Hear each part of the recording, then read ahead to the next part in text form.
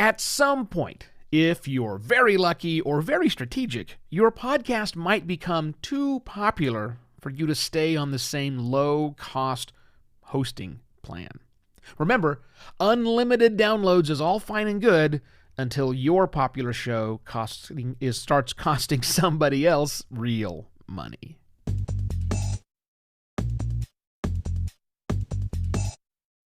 Hello and welcome to another Podcast Pontifications with me, Evo Terra.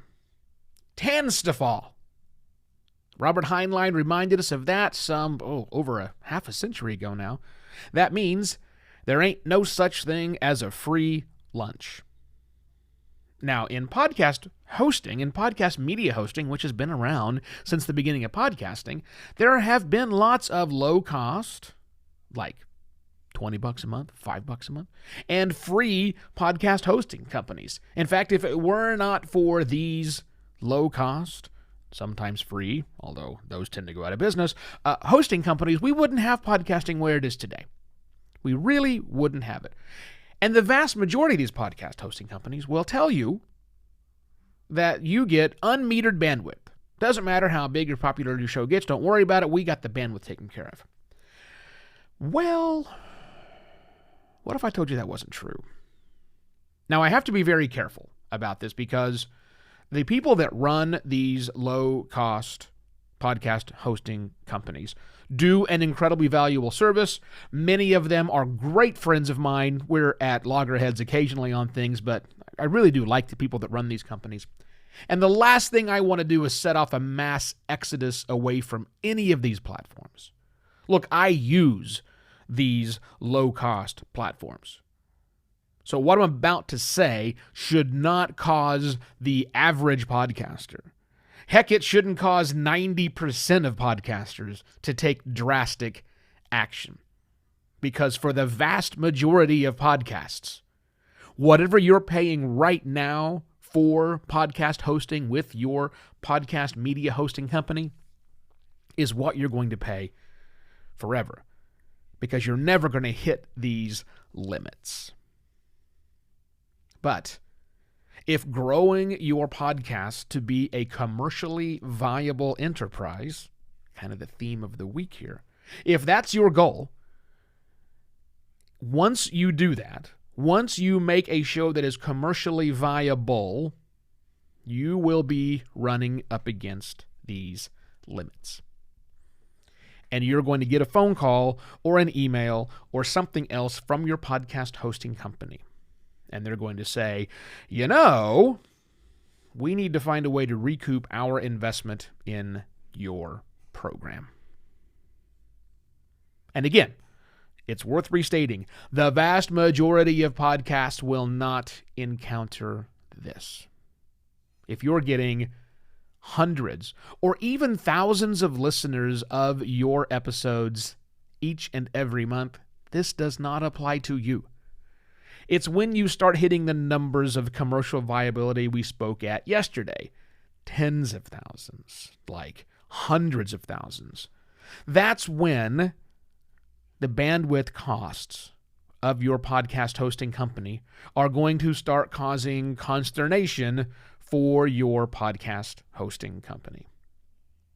And if you look at the fine print, if you look at the contract that you probably just did a real quick sign and just go quickly through, there will be a clause in there that states something along the lines of, if your show gets too big, we're going to reach out to you and find ways to help us recoup the cost.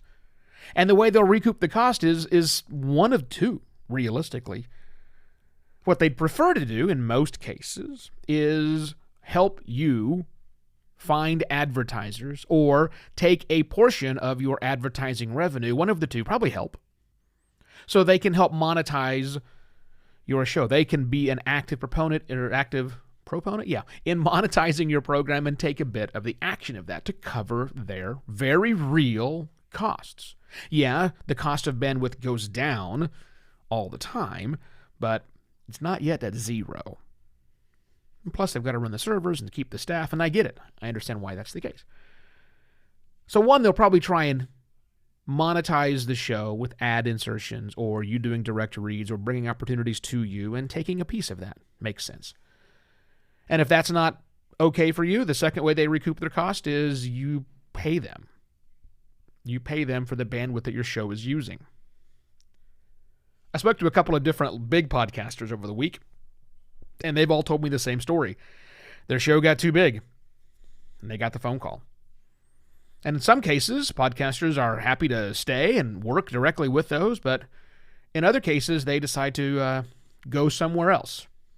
Somewhere that's a little less do-it-yourself, a little less hands-on, and move up to a managed service where hosting is built into not only single-person selling ads, but big networks of people, ad sales reps who plug into lots of different interfaces to see what inventory is available for sale.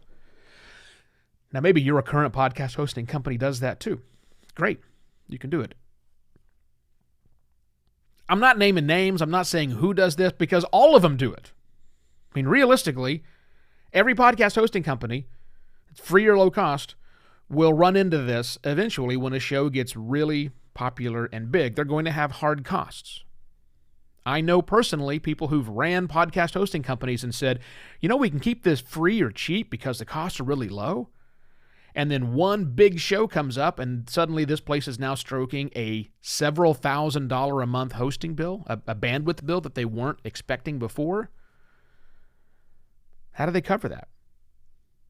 If you're charging a whole bunch of people a small amount of money, let's say $25 a month, and each one of those shows only costing you $1 a month in bandwidth because they're getting less than 100 downloads, and I'm just making up a number, by the way, then you've got $24 of extra profit that you can spread around to pay for the shows that are costing you hundreds of dollars.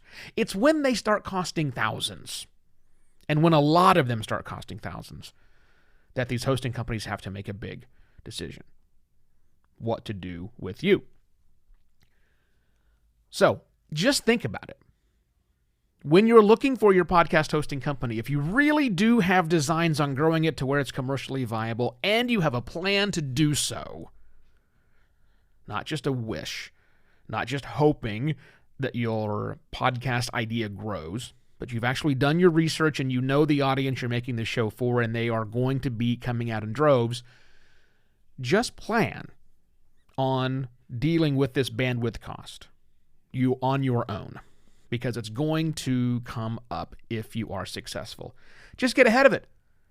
That's all I want you to do. Just understand that someone has to pay the bandwidth cost eventually. Maybe it's best that you start out knowing that. I think it is. Now, one thing, if you have a friend of yours that is in podcasting that maybe didn't know about this or claims that's not the case, do me a favor, send them this particular episode. Word of mouth works really well in podcast advertising, and there are a lot of podcasts out there. By my just looked a moment ago, there are almost 900,000 shows available. Look, 900,000 people aren't listening to my program, so I would really appreciate it if you would send this off to a podcaster you know and say, hey, did you realize that your podcast hosting bill might go up drastically if you get really popular? Or maybe there's another episode of mine that you like. Send that to them. I would greatly appreciate that because it's the best way to spread the word of the show is by spreading the word of the show. Now, if you got questions for me, reach out, evo@podcastlaunch.pro, and enjoy your Friday. I don't do shows on Friday, so I'll be back Monday with yet another podcast pontifications. Cheers.